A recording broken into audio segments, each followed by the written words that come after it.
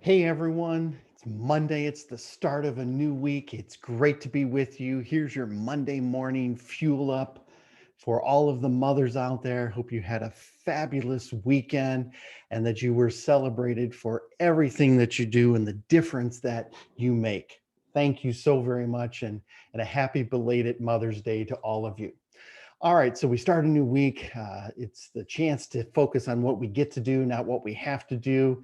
It's the opportunity, and I always talk about it on the weekends. I get a chance to think, I get a chance to ponder, maybe do some physical activity, get some work done around the house, spend time with family and friends. But in that, I always try to get some reading done, watching a video, listening to a podcast, and I went through a book this weekend. It was great. It was called Die Empty.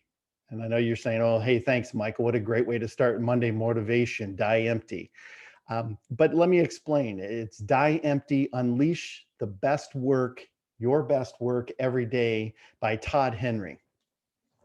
Thought he made some excellent points in there that we all have a finite number of days here on this earth. And if there's one, underwriting goal of the book, it's that to bring a newfound clarity and sense of urgency to how you approach your work on a daily basis and over your lifetime.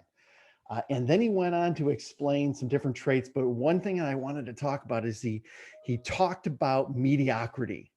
And this really hit home with me. I think it is so true.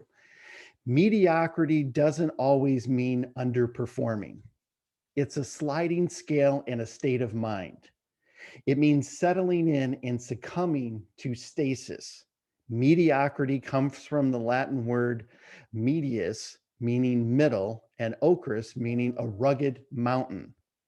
Literally, it means to settle halfway to the summit of a difficult mountain.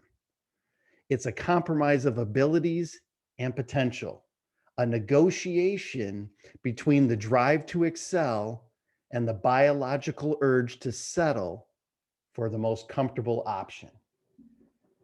Isn't that so true? We battle mediocrity. We may have had some success. We may still be hitting pretty good numbers, but are we really being the best version of ourselves?